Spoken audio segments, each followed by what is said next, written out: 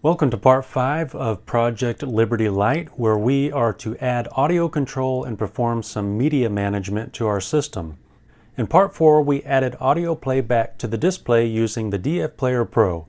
If you remember, we were able to play the one song we added to the player, and that was the U.S. National Anthem. In this installment, we'll build a simple but powerful audio control system that will allow us to manage multiple tracks while preserving valuable Arduino pins for future upgrades. By the end of this part, you'll be able to play multiple patriotic songs, pause and resume playback, advance to the next track, organize audio files efficiently, and prepare for future audio enhancements. So let's continue bringing Project Liberty Light to life. To save time, I've already pre-assembled the new stuff added to the system here.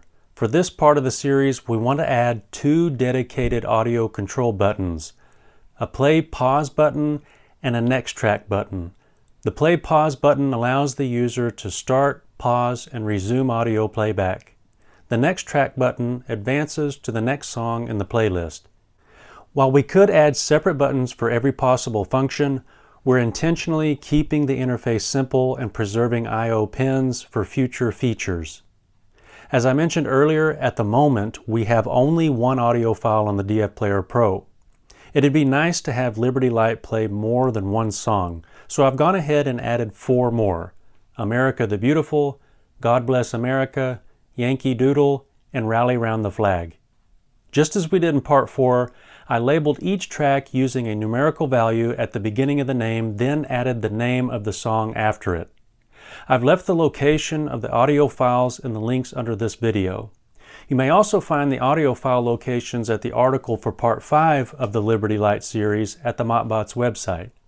Downloading the audio files and loading them to the DF Player Pro are pretty straightforward and easy, but if you need help on how to do so, I'll leave the appropriate resources in the description of this video. As for the parts that we're going to need to update our circuit, all we need are a couple of momentary tactile push-button switches and a few jumper wires. I'm using 2 different looking switches I had laying around. One momentary tactile push-button switch with a red button, one momentary tactile push-button switch with the black button. For the 2 push-button switches, we'll use the additional digital pins from the Arduino.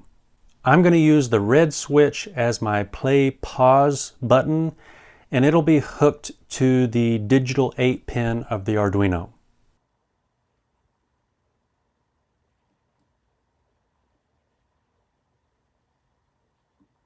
And then I'm going to use the black button as my next track button, and then I'm going to hook that one to digital pin 9 to the Arduino. Each button will be wired identically. One side of the push button connects to the assigned Arduino pin, while the other side connects to ground.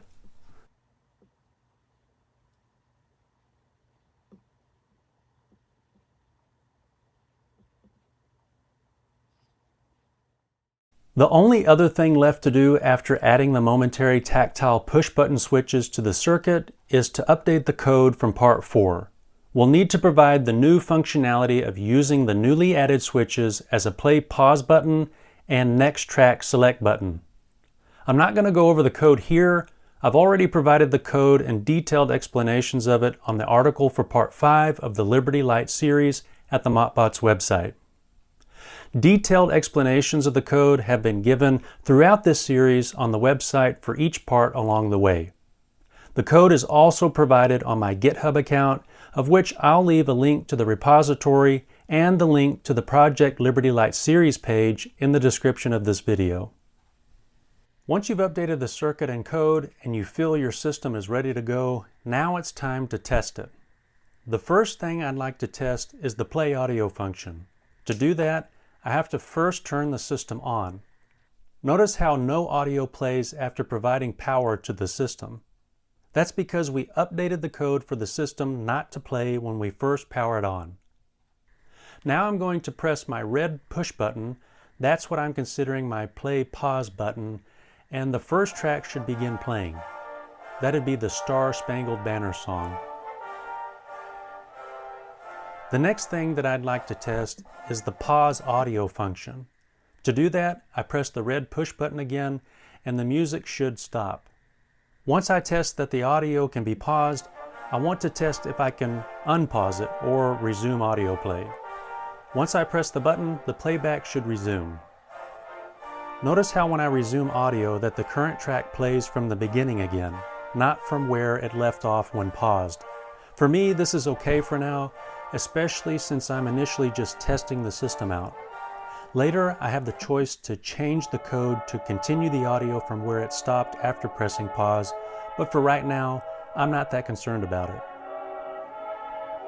Now, while the audio is playing, I want to test and see if I can change the audio to the next track by pressing the next track button.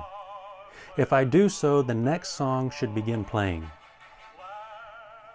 Now that I know that I can change to the next track, I now want to verify the playlist wraparound, meaning since I only currently have 5 tracks installed on the DF Player Pro, will I be taken back to track 1 when I reach the final track and press the next track button again? Now that I'm on the last track, or what should be considered the last track of the audio files that are on the DF Player Pro, when I press the next track button again, I should be taken back to the national anthem or the Star Spangled Banner song, which was my first song for the track list. And as you can see or hear, that song is playing again. If you've had any difficulty with your setup during this modification of the Liberty Light project, I've put on the article for part 5 on the website a few troubleshooting measures for different scenarios, such as having no audio playback, having only one track play from the system, buttons not responding, or the DF Player Pro not being detected. If you've had any of these problems, I encourage you to go check out the troubleshooting section to the article, of which the link will be shared here in the description of this video. Project Liberty Light now has the ability to manage and control its patriotic soundtrack. Rather than playing a single audio file, we can now cycle through multiple songs, pause playback, and resume listening whenever we choose. These additions make the project feel significantly more interactive while preserving valuable Arduino pins for future expansion. Most importantly, we've established the foundation for future features that combine lighting and audio into a single coordinated experience. In part 6, we'll begin bringing motion to the display itself. We'll explore animation techniques such as waving flag effects, smooth color transitions, animated patriotic lighting, dynamic display modes, and visual effects that make the flag feel alive. For the first time, Project Liberty Light will begin moving beyond a display and become something more. The living flag is about to come alive. I hope that you've enjoyed the process of following along on this project and that you've taken the time to make Liberty Light yourself. We're definitely not finished with this project yet, but we are one step closer to it. I hope to see you on the next part of this series where we can continue to make the system even better. Until then, keep at it and stay motivated.